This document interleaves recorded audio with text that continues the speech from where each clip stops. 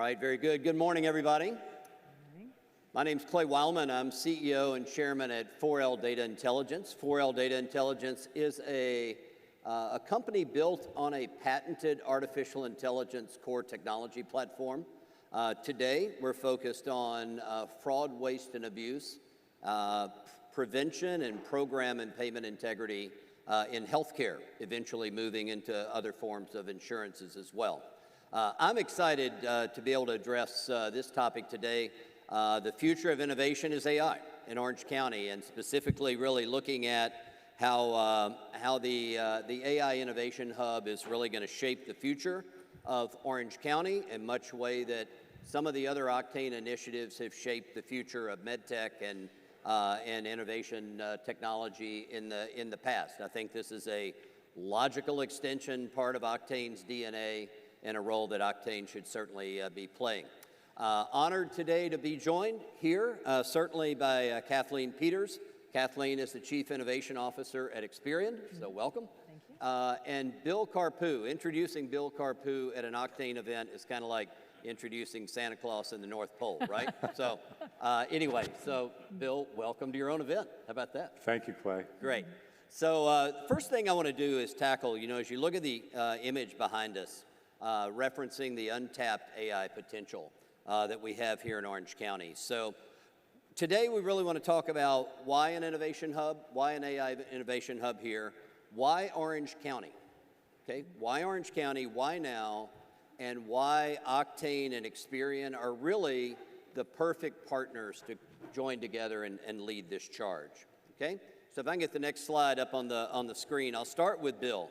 Bill, I know you talked even earlier this morning about your passion for artificial intelligence, the advancement of AI, the integration of AI, and all things here. Why an AI innovation hub in Orange County? Why are we doing this? So, there's a lot of different reasons. And, first of all, I think you always want to be a first mover in anything, from that perspective, especially something that is going to have significant traction going down the road. So, I think part of it is, the timing of it made sense to us. The other is that this is a great region. And when I look at this and say Orange County and where we're going to, where we are today, I want to look a little bit more inclusive to all of Southern California. And when you look at the university ecosystem, when you look at the industries that are here, they all thrive and build AI. So, JLL, who hosted the previous panel, some of the work they've done is we're one of the top AI hubs or regions in the country, based upon access to educational elements, the industries that we serve, the access to capital, and a variety of other areas. But as you look again from a standpoint of fintech, cyber, obviously data, and that's why this partnership works so well with Experian. And then you look on the healthcare side and the industries that we focus very much on, ophthalmology and cardiovascular and neuro and aesthetics. They're all utilizing AI at this point. And so, to me, it just made logical sense for us to get out in front of this. And, the other aspect is we really want this is an inclusive initiative. This is not just, Octane and Experian kind of going off on a tangent on this. We've developed the strategic plan, we've gotten out there and made an announcement. And now it's about inclusivity in the community. So we think we're well positioned to be able to pull from San Diego and pull from LA also, being right here in the middle. So the access to innovation, the access to talent, the access to expertise is even greater based upon the geographic location that we sit today. Yes, agreed. Kathleen, you gave a talk earlier this week about the evolution of AI. And so from your perspective, personally, from an Experian point of view, why is an AI Innovation Hub important right now? I think this is a really good time because of the market acceleration that we're seeing around AI. This is already the second session this morning that we're talking about AI. The last panel was fantastic, just really discussing how AI is coming into our workplace. When I think about how AI has evolved, obviously the capability has been there for data scientists for over a decade, and Experian has had researchers working with AI for at least that long. What's different now is that we are in this era where AI has been made accessible to everyone. So if we think about when ChatGPT was made available for free by OpenAI, that was in November 2022. I laugh a little bit because as we were preparing for my talk earlier this week, we were trying to remember, was it 2 years ago? Was it 3 years ago? Everything has moved so quickly. So in late November of 2022, OpenAI made ChatGPT available for free for any of us to try it out. So I think that first year, a lot of 2023 was about discovering what this new thing is. And a lot of companies and businesses were wondering, can my employees safely use this? There was a lot of locking down access. We heard on the prior panel that even today there persists sometimes a lack of accessibility to AI in the workplace. That was kind of where we were, especially in that first year. In the second year, I believe that a lot of businesses have become experimenters. They are playing around with this tool. Individuals were trying this out at home. We're having some fun with it, but again, it's more of a one-on-one, a lot of experimentation, and some businesses are moving faster than others. Yep. Why I think the AI Hub is perfect for right now is because now we're in the year of building. Right. This is where we're going to see the doing. There are words like agentic AI, and we talked about that in my prior panel as well. Agentic AI is this new generation of AI which is making decisions, and it's spawning other activities to automatically be done for us as opposed to just generating text. That's the era that we're in right now, and that's why I feel the timing is perfect. Great. That's an excellent overview, I think, for really just the practicality of, I'll think back a decade or more ago, I made an investment in an artificial intelligence company, right? That was cutting edge. Turned out okay, right? Turned out okay, not great. Why was it okay? At that time, go back a decade in this field, right? It was, we're going to boil the entire ocean, not just the ocean, the earth, right? with this technology. And you're really hit on, Kathleen, the practicality of artificial intelligence technologies, plural, That's okay? right. In the application of our day-to-day work. So if we kind of take that extension into, not just why now, but why Orange County. So Kathleen, from your point of view, you're sitting here, Experian, one of the key elements you've got to have to drive artificial intelligence is data. Absolutely. Right? No bigger data company than Experian. So why Orange County? Why are you making an investment in this AI Innovation Hub in Orange County, not pick your other location? Right, exactly. Well, and people may not know, but Orange County is our home. So Experian is headquartered right here in Costa Mesa, and this is where we have deliberately chosen to build our business over the years. And one of the reasons that we really find that value in Orange County is because of the unique access to intellectual capital.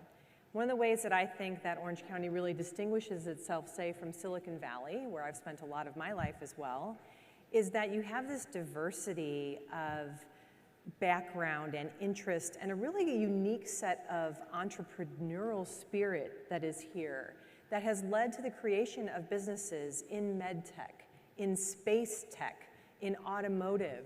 You have that diversity of areas that are being invested in, and it's bringing in next generation of intellectual capital, which is also attracting the venture capital. And so that in combination with the core that we have placed here and bringing our data and financial expertise to this area, we think makes a really rich and interesting base from which to build this. Very good, good. And Bill, you touched on this earlier a bit in terms of there are some core industries where Orange County is super strong already. Right, we talk about med tech and cyber and this emerging defense sector that's really burgeoning again in Orange County. Why not just wait for good AI to flow our way so those industries can use it and get better? Why is Octane? Why are we investing? Why are we leaning into being not just a consumer but a leader in the innovation in artificial intelligence? Well, I think it's our nature, it's our DNA at Octane to always lead things that are going to be cutting edge. So, you know, I don't think we've jumped on this too fast. I think it's been something that it's been thoughtful. And I mean, you know, between Experian and Octane, we probably talked about this for over 12 months, right? So right. it's been a very thoughtful pattern in terms of the evolution and what this will really be and what this will look like. But to me, Clay, you know, the timing is right now. I mean, we've got as an ecosystem, and you know, again, I could look at it as being Orange County, or I could look at it being a little bit broader in Southern California.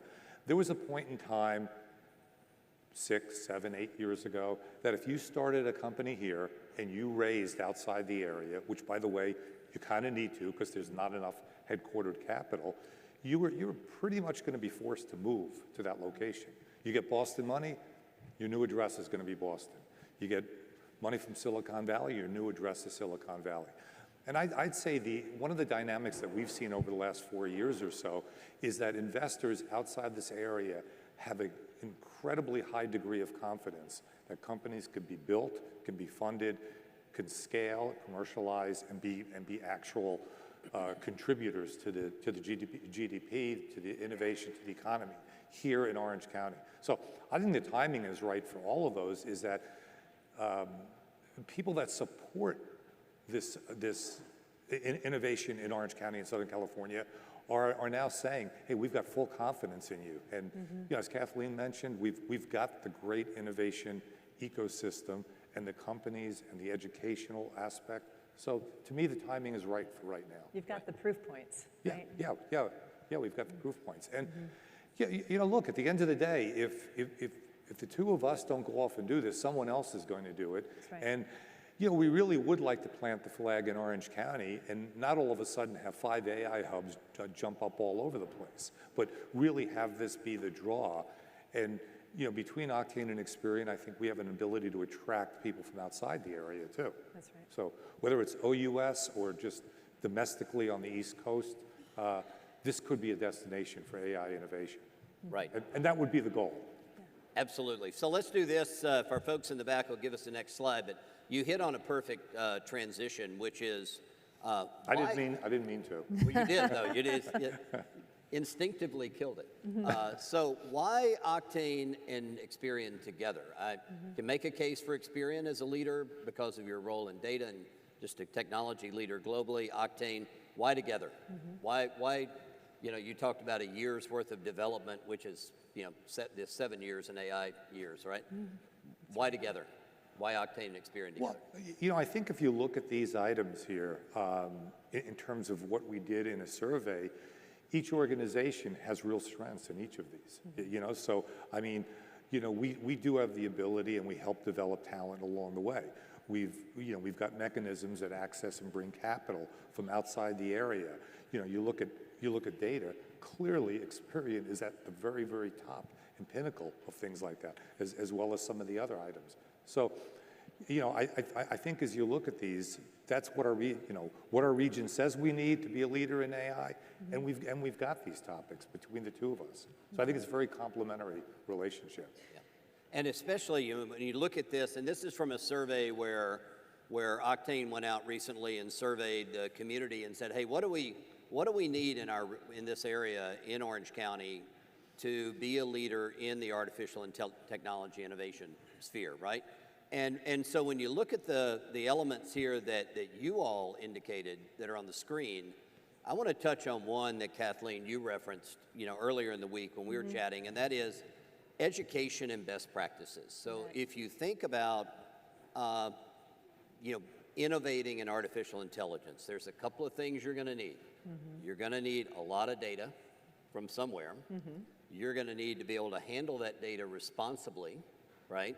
There are regulations that are being dreamed up by the second, right? What role are you all already playing in helping educate in that area? Yeah, you're right. When we put this survey out and Octane blasted that to the wider community, we were overwhelmed by the response and how rapid that response came in. And as you noted, I think that there resonated a real desire for leadership in this area. I think there's plenty of curiosity. There were plenty of people raising their hands saying, I'm ready to go. but where can I learn more? I don't have the confidence yet. How can I feel safe if I want to kick this off at my business? I don't want my data leaking into the broader foundational model and training the AI. This is going to be regulated. How do I protect all of this? I just don't really know where to get going. How do I start? So inside of Experian, as we were looking at getting started ourselves, we started to build education.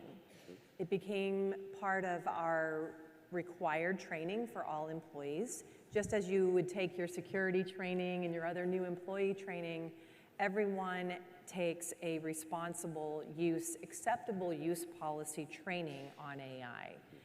That starts to demystify AI for folks. Once they understand how the company is exploring this, what our overall goals are, and that they will be free to experiment and do it safely within our guardrails, everybody can kind of relax and say, now I know what I want to do. Now I know this is okay. I don't have to be a closet AI user, as was mentioned in the prior panel. I can actually do this, the company supports me, and I want to learn. The other aspect is, once you have that in place, it starts to enable community. So we've created places where enthusiasts and hand raisers within Experian are creating user groups.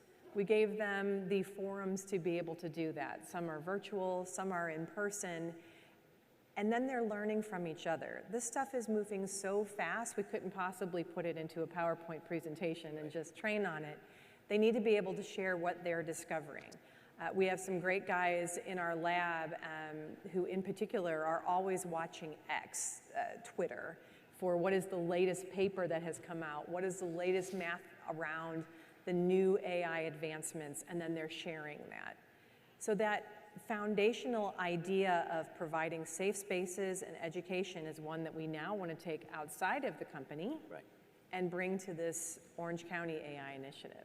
That's great, and I think that also what you just said ties into the beauty of the partnership is that the intra-company education that you're talking about, okay, now what do we do? As a leader here in the Innovation Hub, Octane is like the key technology convener in Orange County, 100%. right? So just frankly, if every entrepreneur in the area, other small companies could benefit from that knowledge transfer. Yes. I think, Bill, talk about how that's going to be facilitated.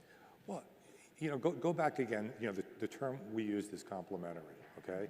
And, you know, that's so critical and so important because as we look to do this, there was no point in repeating, you know, there was no point in us trying to be a data company or for Experian to trying to be an accelerator. Right? So it's taking things that both organizations do real well and putting them together. Now, when we look at a hub of AI, we're going to generally default to what we do really well, which is saying, hey, we accelerate companies, we have a process to do that. How can we measure success at the end of a year by saying, we put this many more AI companies through our process. We got this many more AI companies funded. We're working with this many more investors for AI. And you know, I think those are really, really critical. How could we bring organizations and companies that need the form of education, and, you know, and whether that's created and built from an Experian standpoint. We've got educational institutions that are saying, hey, we'd love to join this. Yes. And you know, so, you know, there's no question, if you look at a UCI as an example, and Tom was up here just earlier, there's a lot of educational material that we could provide that they could help us build. And, you know, I think at the end of the day, what we want is people to be smart users of AI. Certainly not closet users, but you know, not interpret what AI is, but how do I practically incorporate it in my business, grow revenue, retain customers, retain employees, and manage efficiency. Yeah. So, and one of the key lessons, I think, especially for innovators, okay, who are utilizing artificial intelligence technologies, who are going to be handling a lot of data, right? Security. Yes. Okay, if you go back and look at the headlines from 12 months ago at Change Healthcare, Change Healthcare, had this massive security breach. Frankly, probably all of us have gotten a letter saying your personal health information is, out compromised wherever, right? And somebody's got it. And so you look at that and you say, okay, this is a multi-billion-dollar organization that was acquired right before the disaster by an even, I don't know, multi-gazillion-dollar organization. and yet the security processes were not in place. I think the one thing I can say that for entrepreneurs, my experience now is data security has got to be number one, right? So Kathleen, if you just think about your role, Experian's role in the Innovation Hub, what do you see your role is in terms of just educating entrepreneurs? Say entrepreneurs, big company, lessons learned, critical areas, how are you going to transfer that? Yeah, a real key takeaway, especially when using AI, is thinking about that data that is training the AI, to your point. You want to be able to leverage the learnings and the results and the data that you have in-house to be able to power the automation and the productivity that AI is going to bring. But you don't necessarily want to leak that and publish it to the open models. The good news is that over the last 12, 14 months, even some of the traditional companies like OpenAI have released enterprise versions. When you think about the cost of those, because they are not free, but they are still very reasonable. They're not free. They're not free. Yes. Yeah. But when you think about the overall risk and assurance that you're getting from using those, that's an investment that you need to make in your company. Once you have those guardrails in place, that releases the freedom to innovate. And so that's going to be a really critical thing, is finding those right tools and infrastructure that let you leverage the power of AI. And if you don't know where to go for that, you can ask AI and do some research that way. But I actually think that that's a really great place where consultancies like Slalom and others can give some guidance, even to smaller companies, about what are the best ways to get started. Right. Yeah, very good. So Bill, you referenced earlier again the complementary nature of the Experian Octane relationship here. And so if on the screen where it says, hey, what does our region need? When you look at this wheel, and I look at things like talent development and access to capital and for example, those are Octane sweet spots. Correct. Right? Correct. Tell us more about what you envision happening there over the next couple of years. So, I think the aspect is twofold. One is, from a launchpad standpoint, we're going to want to bring in more companies and seek more companies that are doing specifically AI tools and AI development. Yeah. So it's what could other companies use? So that's one lane.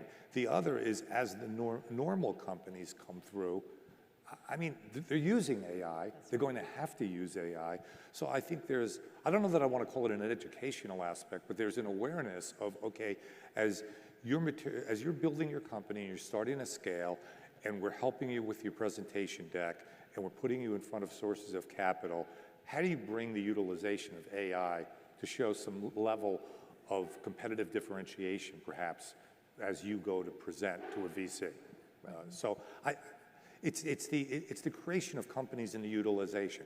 I think there's a second aspect in there, is that we've got many different organizations that have supported Octane over the years.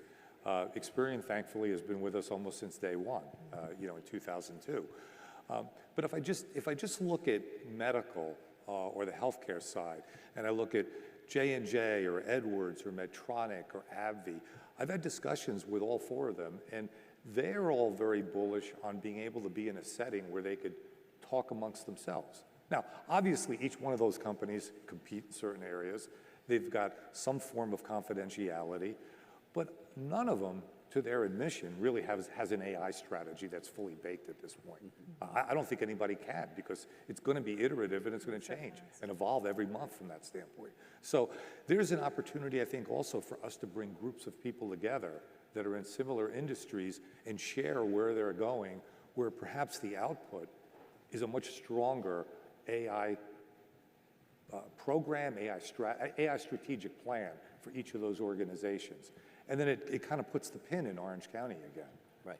Yeah, and then I think the final thing is this access to capital. I mean, we continue to build our relationships with investors outside the area, whether it's Boston or New York or Denver or Silicon Valley. I think to the extent that we could be providing and look at those investors as our customer and provide them great looks and opportunities at well-run AI companies, that's just going to serve to put more fuel into the ecosystem here. Right. And if you think about just that capital issue, Launchpad, how many, I think we were talking the other day, how many Launchpad companies this year have already been funded? It was a significant number of companies that have gotten funding, something like $40 million of funding. Right. Already. $40 million of funding has come in. I'm looking at John here. I think 44 companies have gone through the process. 33. So, up from last year, we generally run at about 60 companies.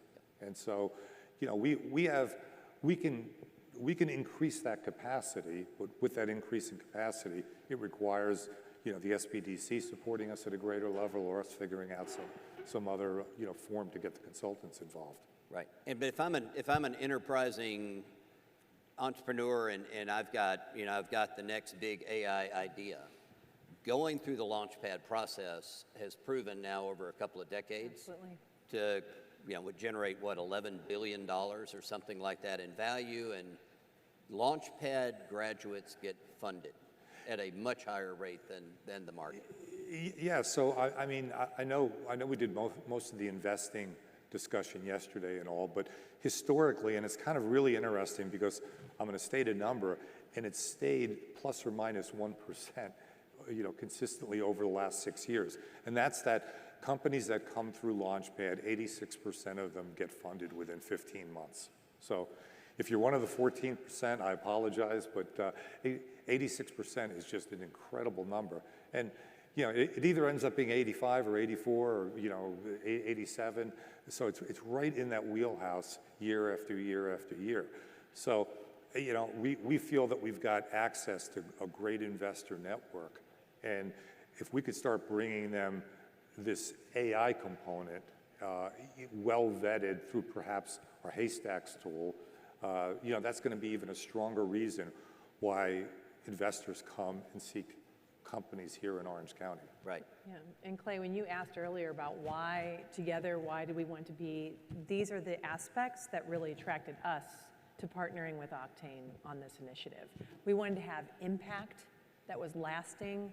We wanted partners, including the startups, to be able to partner with us to accelerate the capability here.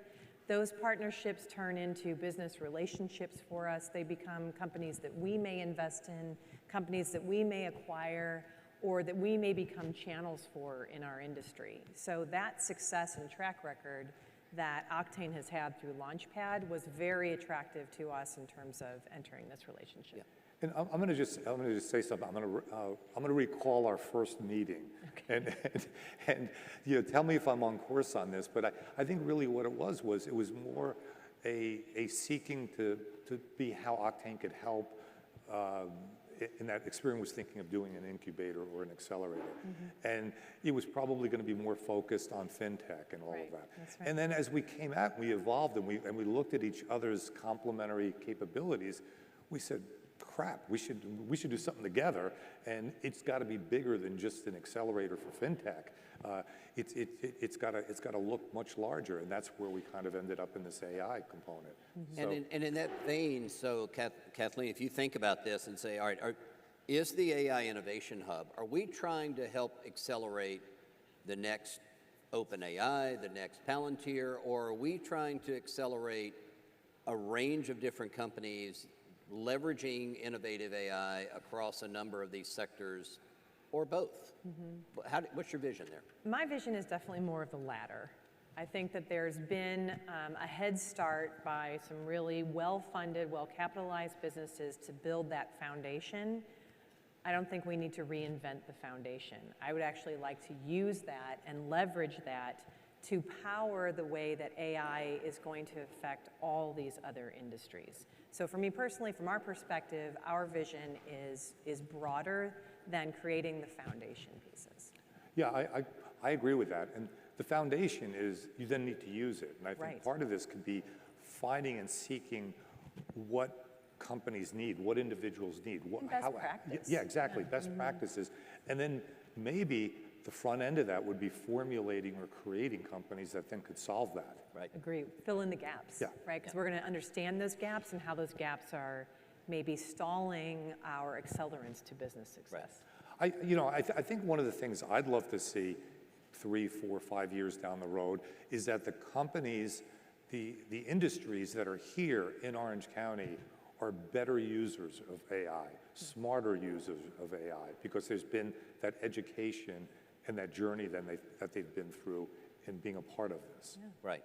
And let's bring the next slide up, because I want to stay on this vein of again, what the survey that was conducted told us, but this issue of the number one benefit that our community said we could attain by Octane, by Experian joining together, creating the AI Innovation Hub, an expanded professional network.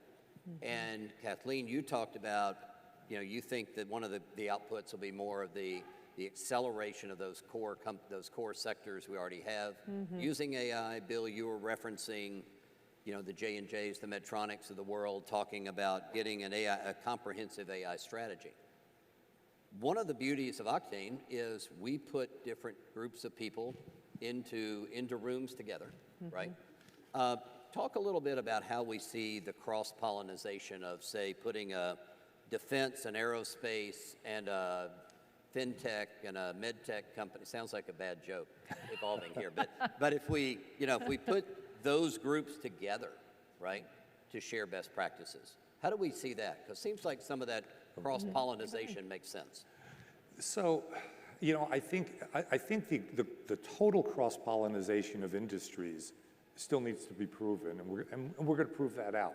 It's easy to look at 4 companies that are kind of in the same industry, but I think there's an opportunity to look at, as you said, somebody from defense, somebody from fintech, somebody from medtech, and that aspect will add diversity of their ideas and their thought, and I think a lens that they don't necessarily look at it through their own company. So to me, it's just being a bit more diverse in terms of opening your mind as to how you really want to utilize AI in your own organization. Right. Yeah, I think I'll share a story, sort of my early days in Silicon Valley. If you think early 2000s, that era, this is when capabilities like Hadoop, is anybody in the room familiar with Hadoop? It's a big data platform. Things like the Java language for programming. I'm dating myself a little bit, but at the time, these were new technologies. And I talked earlier about this craving for a sense of community when something is new and we're exploring this.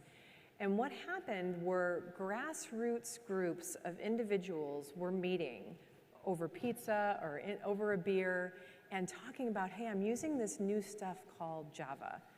It seems to be really breakthrough in how I'm using it in my workplace. And people were getting together and sharing about the power of these new tools, and it became differentiators for the companies who were on that leading edge and who were sharing and bringing a fresh perspective that may not be from our day-to-day work, but being inspired, creating some ideation and inspiration around how I might be able to apply that tech in my business in ways I just hadn't thought of before, or that my coworkers hadn't thought about before for our particular challenge. This was a really great way that made those technologies household names in terms of how they powered a variety of businesses. I think creating those convened spaces, getting those kinds of intellectually curious people together, feeling like it's a safe space to share, this is really going to be a great opportunity for us here. Right. I love that term too, intellectually curious people, so from different industries. Yeah. And you had me at pizza. I was good. I was good on pizza. And we think about companies because, again, when you're operating in an artificial intelligence world, I'll go to the data piece first. So we look at groups that, who are the other companies, who are the other organizations we need to invite into the hub, right? So if I think of groups like Snowflake, who are big giant data platforms where you can go and utilize, you know, various technologies, and there's a reason to talk about how to do that with those intellectually curious people. And so there are others we need to invite in, right? This is not, it's not just Experian and Octane, right? We're going to be inviting others, and how are we going to invite others in to join us? Yeah, you know, I mean, to me, this is almost like looking at Innovation Week, and I've referenced OCBC, Octane, and UCI. We need to create a movement, you know, and I think that's the same thing with AI. We need, you know, the determination we made is let's create a strategic plan that we could then include and be inclusive and share with others, and we know that's going to evolve. What we've created is not going to be the final state, but at least it gives us a path and a plan to run off of. So I think the process right now is for the Octane and Experian teams to say, okay, how could we be inclusive? What are some obvious gaps that we're missing in terms of expertise, industry? But we'd also like to hear from everybody in terms of, you know, who would like to be involved. This is not a two-organization initiative. This is a community-based, and we want to create a movement around this. Right. So, you know, we'll talk about other ways to get involved, but please, if you want to reach out to either of our teams, but then we're going to be coming out and saying, hey, we've kind of identified where there's a couple of gaps, and these are the levels of expertise that we need to fill those in. Right. And we talked earlier about just the cross-pollination issue and the collaboration, and I know in the 4L data intelligence experience, you know, we have a big provider data platform, right? We have fraud, waste, and abuse prevention platform. Ultimately, by collaborating with others, we realize with law enforcement, with intelligence community, for example, hey, this thing and this thing actually go together, right? The two silos. And one of the beautiful parts about AI innovation is you quit thinking in silos. Yes. Right? It's a beautiful thing. And I think, you know, Experian and this is not an Experian commercial, but Experian as one of the premier data companies in the world has the ability to, I think, help accomplish some of the goals here in terms of education and helping people understand. How do you bring all of these disparate elements together and make them work, right? Exactly. So we're going to start with some of these educational meetups. This is something Experian's been doing in Orange County already on an informal basis, but together with Octane as part of this initiative, we're going to start inviting people and bringing them together. They're going to be listening as much as they are sharing events, and we want to find those additional voices. Experian has a number of businesses that we're in. Folks may not realize everything from healthcare back office data, a massive business for Experian, direct personal finance, credit risk analysis, fraud detection, and fraud scoring for businesses and for digital transactions. That's just to name a few. We love bringing these things together and finding the insights that connect once we bring these pieces of data together. For us, a lot of times that anchor of that data comes back to an individual. As people, we are multifaceted. We have our work personas, we have our home personas, and we have those things that we're curious about and learning. There will be similar anchors which will help us connect the data and the ideas around how we can deploy AI. We can help with that. We can create some sandbox environments where people can experiment safely. We can also use trusted, safe synthetic data. Synthetic data, I think, gets a bad rap sometimes because there can be a lot of fraud associated with synthetic data. But when properly created, synthetic data becomes a great test harness to explore areas and scenarios that have not even occurred yet, that you can imagine and experiment with in a looking forward way. Right. So we're going to start by creating these gatherings where people can start to get together. We'll be curious to see who shows up and what they want to bring, and then we will test and learn and adapt as we go forward. Yeah. And I think creating these sandbox environments, again, any AI innovation needs a lot of data, Yes. right? Creating those sandbox environments can be a great accelerator Yeah. in the market. And you already, Kathleen, started touching on the roadmap. You know, thinking in terms of what are we doing now, right, with the AI Innovation Hub? What's next? What's near? What's in the future? So you talked a little bit about education. You talked about just the ability to, you know, hackathons and getting people together to do fun things. Bill, I want to go back to you for a second and elaborate a little bit more on Launchpad and on pitch, right? Because ultimately, we need to help entrepreneurs get geared up to be fundable, to be ready to scale, right? And then to put them in front of the right people. So if I'm a entrepreneur with a big AI idea, over the next 12 months, what do I do with Octane? Well, you know, it depends the stage that you're in, but if you're in that post-ideation, you know, where there's a business plan and you've raised some capital, friends and family, angel, you know, we're a great spot for you to land inside of Launchpad. As far as Orange County is concerned, our Launchpad program is funded by a grant from the SBA, the SBDC, so it's pro bono. So when we basically admit you, it's a pro bono opportunity inside of Orange County. So I would say go on our website, apply, reach out to John Wyatt, who runs the program for us, and you know, we have a whole host and series of advisors, many that have functional responsibilities and functional experience, some that have deep AI experience. So we then match up with mentors and help develop your investor presentation. And so we like to think of ourselves as the final stop before you're in front of real smart money investors, right, from that perspective. Yeah, maybe rather than smart money, a more sophisticated investor. Right. Very good. And that's key. In the interest of time, if you would, forward to the final slide, and we'll drop into Q&A. And Kathleen, you've got some fans out here.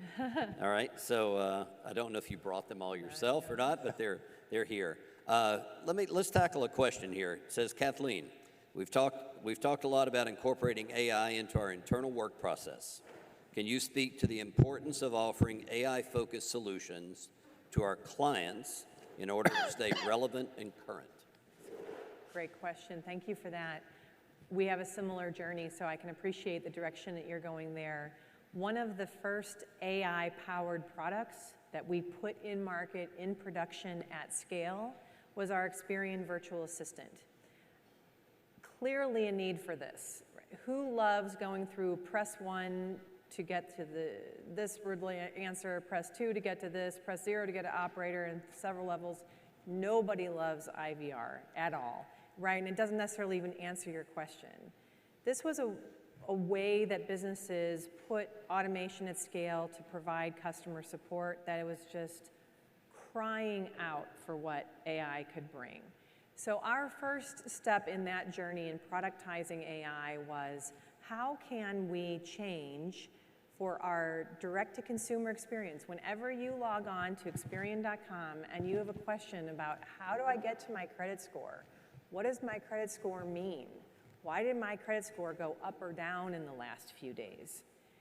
We had a solution that was sort of chat-based for that in the past, which was a little bit better, but it was still a decision tree that was going to canned text that it would present based on keywords it would find in the text. Immediately, applying AI, generative AI, to this, we could make it conversational. People knew that they were engaging with a bot. I think that's kind of important too, be transparent about that. But they found the experience to be so much more enjoyable because it was a conversation. The second generation of that we put into market became personalized. Hyper-personalization was mentioned earlier. So instead of just, why does someone's credit score go up or down? What can I do to raise my credit score? What credit score do I need to get at to get the interest rate that I want for my mortgage? What is the best credit card for me? Because I love to travel and those points are most important. And the tool is able to use AI and generative AI to have a conversation with you about that. So these are the ways that you can start to experiment with this technology. It doesn't need to be perfect, it just needs to be safe when you put it out.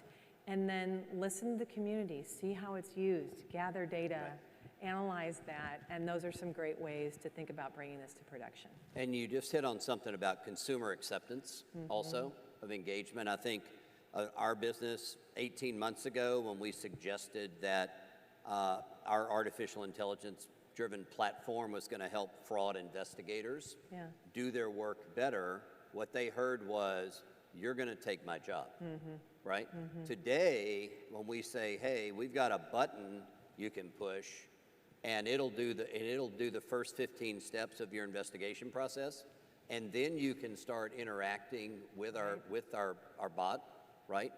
And they're hearing, oh, I don't have to be stressed out all the time now, right? Exactly. So you hear that. Exactly. Let's land on one final question for Bill, and that is, it came out of the audience. How are we planning to recruit new AI startups to Orange County? So, that's always a great question in terms of bringing companies that are not necessarily here. So, I would say the way we go about this is we'll start pushing out to our constituents, those that are both inside and outside this area, this new version of what we could do, this accelerated version of what we could do. So that, we've got reach to do that and bring these companies in from outside the area to be able to develop AI technologies. At the end of the day, though, I think it's looking at every company that we're working with. There'll either be an educational element on how they could be a better company using AI, or identifying those companies that are actually building the tools. So that is going to be something we want to balance out. And I think we feel comfortable that there's probably enough of those companies here in Southern California, but we'll go beyond that geographic area, if we need to, in the normal way that we recruit. In the differentiated way that we're talking about working together, we should be able to also provide a very attractive reason to work with Launchpad and to be here. Yep. That differentiated access to skills, to education, differentiated capital sources where you're not going to be competing with the same types of companies, that unique experience, I think, will attract the most compelling companies as well. Great. I think that's a great note to end on, and an example of why Experian, why Octane are the right partners to drive AI innovation in Orange County. I trust you all would welcome people chatting with you when we get through. And, just want to ask everybody to join us on this journey, and we'd love to have a big group in terms of filling in those gaps and treating this as a journey. Great, fantastic. As a movement. Thank all right, you, everybody. Thanks, Clay. Thank you all for your time. Thank you.